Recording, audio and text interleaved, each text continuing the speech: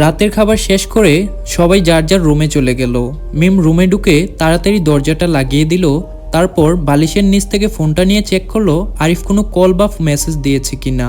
না, দেয়নি। মিম আর অপেক্ষা না করে নিজেই কল দিল আরিফকে। একবার নয়, দুইবার নয়, প্রায় 7 বার কল দিল, কিন্তু উপাস থেকে কেউ কল রিসিভ করলো না। মিম হতাশ হয়ে দুহাত দিয়ে মুখ চেপে ফুপিয়ে কেঁদে দিল আর আস্তে আস্তে আওড়ালো, কোথায় তুমি আরিফ? আজ যে তোমাকে আমার বড্ড বেশি প্রয়োজন। আজ তোমায় ছাড়া নিঃস্ব, বড্ড বেশি একা। টুং মেসেঞ্জারে মেসেজের শব্দ পেয়ে মিমের ঘোর কাটলো। ছুটে গেল ফোনের সামনে। হ্যাঁ, মিম যা ভেবেছে তাই। এই তো তার কাঙ্ক্ষিত মানুষটির মেসেজ। আরিফ বলল হাই। মিম বলল হ্যালো। আরিফ বলল কেমন আছো? মিম আরিফের প্রশ্নের উত্তর না দিয়ে আতঙ্কিত কণ্ঠে আরিফকে পাল্টা প্রশ্ন করলো, এতগুলো কল দিলাম, কল কেন ধরলে না? আরিফ বলল কাজ নিয়ে ব্যস্ত ছিলাম। মিম অভিমানী কণ্ঠে বলল ও। আরিফ বলল এতগুলো কল দেওয়ার জরুরি কি বলবে? মিম ভেবে পাচ্ছে না কি করে আরিফকে বলবে তার বিয়ের কথা। মিম যখন ভাবনায় ব্যস্ত তখন আরিফ বারবার মেসেজ দিচ্ছে। ঘন ঘন মেসেজের টুংটুং শব্দ পেয়ে মিম বাস্তবে ফিরল। তাড়াতাড়ি ফোনটা হাতে নিয়ে রিপ্লাই দেওয়ার চেষ্টা করলো, কিন্তু কি বলবে সে আরিফকে? কি করে বলবে? 1 সপ্তাহ পর তার বিয়ে।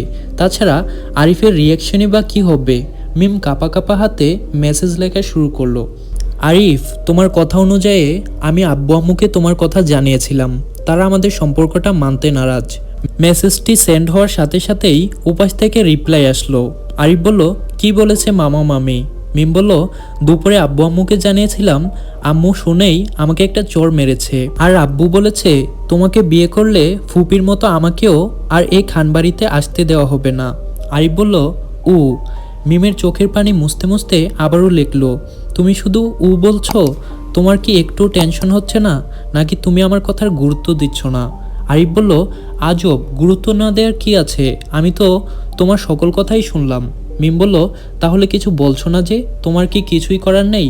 আরিফ বলল দেখো মিম, আমি তোমাকে ভীষণ ভালোবাসি। এটা যেমন সত্যি, তেমন আমার ফ্যামিলিকেও আমি ভীষণ ভালোবাসি। আমার পরিবারকে আমার যতই কষ্ট হয়েছে মানিয়ে নিয়েছি। এখন তুমিও তোমার পরিবারকে মানানোর চেষ্টা করো। মিম বলল আচ্ছা আরিফ, তোমার কি মনে হয় না আমি আপ্রাণ চেষ্টা করেছি সবাইকে মানানোর? আরিফ বলল চেষ্টা যেহেতু করতেছো সেহেতু তারা অবশ্যই মেনে নিবে। তাদের একটু সময় দাও আর আবারও বোঝানোর চেষ্টা করো। মিম বলল সময় দেওয়ার মতো সময় আর নেই আরিফ। আরিফ বলল কেন? মিম বলল কারণ আগামী সপ্তাহের দিকে আমার বিয়ে। আরিফ বলল বিয়ে?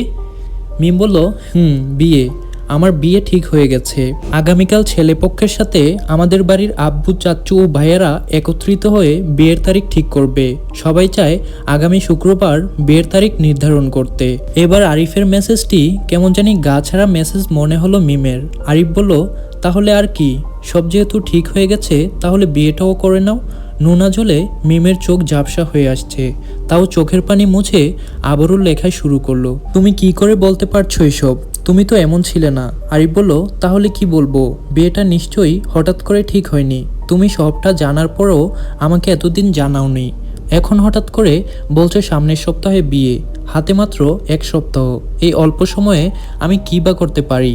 মিম কাঁদতে কাঁদতে বলল তুমি এভাবে বলো না আরিফ। তুমি তো আমাকে কথা দিয়েছিলে যত বিপদে আসুক তুমি আমার পাশে থাকবে। তাহলে আজ কেন মুখ ফিরিয়ে নিচ্ছ? আমি তোমায় ভালোবাসি আরিফ। অন্য কারো ঘরে বউ হয়ে যাওয়ার কথা ভেবে আমার নিঃশ্বাস বন্ধ হয়ে আসছে। আমি তোমায় ছাড়া বাঁচবো না, এটা কি তুমি বুঝতে পারছো না? আরিফ বলল আমি জানি মিম, আমিও তোমাকে অনেক ভালোবাসি, কিন্তু আমার হাত পা ভাগ্যের নির্মম পরিহাসে বাঁধা। আমি চাইলেই তোমাকে নিয়ে পালিয়ে যেতে পারি না। আমার আম্মু দীর্ঘ 27 বছর পর ভাইয়াদের সাথে সম্পর্ক ঠিক করেছে। আমি চাই না নতুন করে আমার জন্য আবারও খান পরিবারের সাথে আমাদের বিচ্ছেদ হোক। তুমি প্লিজ তোমার ফ্যামিলিকে মানানোর চেষ্টা করো। মিম দুহাতে চোখের পানিগুলো মুছে বলল আর যদি না পারি? আরিফ বলল তাহলে পারলে আমায় ক্ষমা করে দিও। মিম আশ্চর্য কণ্ঠে বলল আরিফ, তুমি কি করে বলতে পারছো এইসব? তুমি কি ভুলে গেছো আমাদের গত 5 বছরের স্মৃতিগুলো? আজকের দিনটার ভয়েই আমি গত 5 বছর আগে তোমাকে অ্যাকসেপ্ট করতে চাইনি, তবুও তুমি এলে আমার জীবনে। আর এখন এসে যখন পড়েছো তাহলে ছেড়ে কেন যাচ্ছ?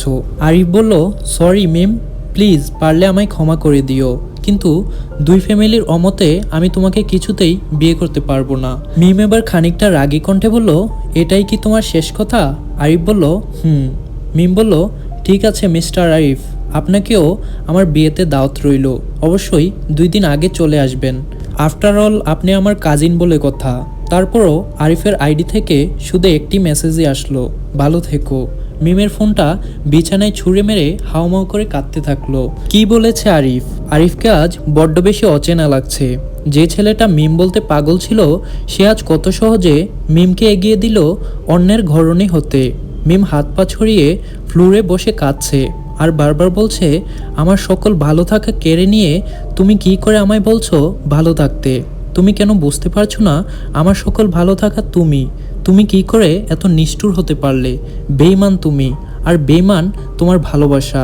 আমি ঘৃণা করি তোমাদের মতো বেঈমান পুরুষের বিষাক্ত ভালোবাসাকে। রাত 12টার কাটায় মেঘ আহিয়ান ও আহিয়াকে বুকে নিয়ে ঘুমাচ্ছে। আবির এতক্ষণ পাশে বসে ল্যাপটপ নিয়ে অফিসের কাজ করছিল। হঠাৎই আবিরের মুখে চিন্তিত ও হতাশার ভাব ফুটে উঠল। ল্যাপটপটা বন্ধ করে বিছানা থেকে নেমে গেল ব্যালকনিতে।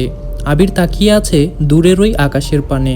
আকাশের চাঁদটা বারবার মেঘের খুলে হারিয়ে যাচ্ছে, আবার একটু পরপর বের হয়ে আলো ছড়াচ্ছে পৃথিবীর বুকে। হঠাৎ একটা শব্দে ধ্যান ভাঙল আবিরের। লক্ষ্য করে দেখল আকাশ থেকে অনেক নিচে দিয়ে একটা প্লেন উড়ে যাচ্ছে তার নিজ গন্তব্যে। আবির খানিকক্ষণ ওই দিকে তাকালো, তারপর পাশে কারো উপস্থিতি টের পেল, কিন্তু আবির পাশ ফিরে তাকালো না। আবির জানে তার পাশের মানুষটাকে। আহিয়ার আব্বু।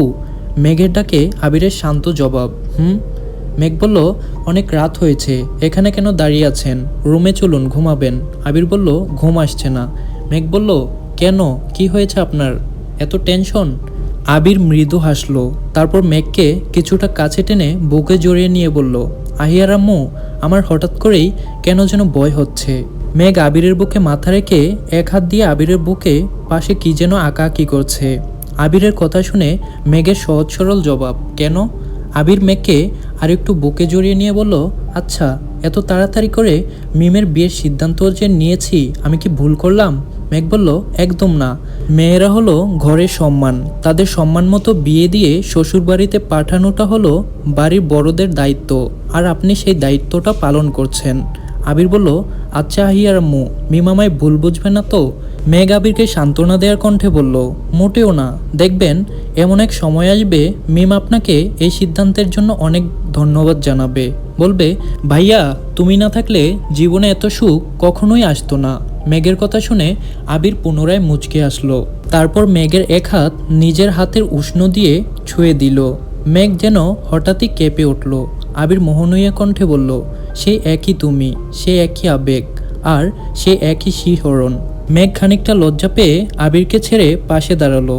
আবির মেঘের দিকে ফিরে কিছুটা মেঘের মুখের উপর ঝুঁকলো, তারপর একবার চাঁদের পানে তাকিয়ে মেঘের দিকে ফিরে নেশাতুর কণ্ঠে বলল, চাঁদের মতো তুমি, নির্জনেও আলো, যেখানে যাই কাদম্বিনী তুমি পাশে চলো। তুমি নেই তো রাত ঝাপসা আকাশ ফাঁকা, তুমি এলে রাতটা যেন প্রেমে ভরা ডাকা। এই পৃথিবীর চাঁদ হোক শতয় আলোয় ভরা, তোমার মুখশ্রী ছাড়া তা লাগে সারা শূন্য ধরা। তাই বলি বারবার, চাঁদ নয় কাদম্বিনী তুমি, তোমায় নিয়ে রুচি হৃদয় আমার আকাশের ভূমি।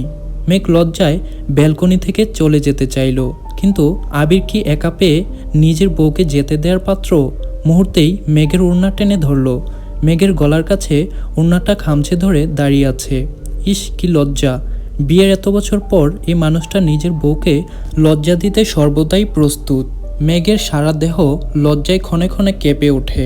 আবির মেঘের লাজুক মুখটাকে দু হাতের আজলায় নিয়ে মৃদু কণ্ঠে বলল, বোক, হোক না আরেকটি মধুময় রাত তোমার আমার। বলেই আবির নিজের ঠোঁটটাকে নিয়ে আসলো মেঘের তীর তীর করে কাপা ঠোঁটের কাছে। মাম্মা তুমি কোথায়? আহিয়ার কান্নার শব্দ পেয়ে মেঘ গাল থেকে আবিরের হাত সরিয়ে বলল, মেঘ কাঁদছে, আমি যাই। বলেই মেঘ উঠে চলে গেল রুমের দিকে। উফস, বেচারা আবির। আবির এবার লুকিয়ে যাওয়া চাঁদবিহীন অন্ধকার আকাশের দিকে তাকিয়ে একা একাই বিড়বিড় করলো, শালার জীবন, এই জীবন রাইখা লাভ কি? এজন্যই বউকে বলছিলাম বাচ্চাটার কয়েক বছর পরে নেই, কিন্তু বউ কি আর আমার কথা শোনার নারী? যখনই বউটাকে একটু একলা পাই তখনই ছেলে মেয়ে একসাথে রোমান্সের 12টা বাজায়। আবির হন্ততন্ত হয়ে মেঘের পাশে বিছানায় গিয়ে শুয়ে পড়ল। ইতোমধ্যে মেঘ আহিয়াকে ঘুম পাড়িয়ে ফেলেছে। আবিরের উপস্থিতি বুঝতে পেরে মেঘ এবার আবিরের দিকে ফিরে শুয়ে পড়ল। কি আর করার, আবিরও একটা দীর্ঘশ্বাস ফেলে মেঘকে বুকে নিয়ে ঘুমানোর চেষ্টা করলো।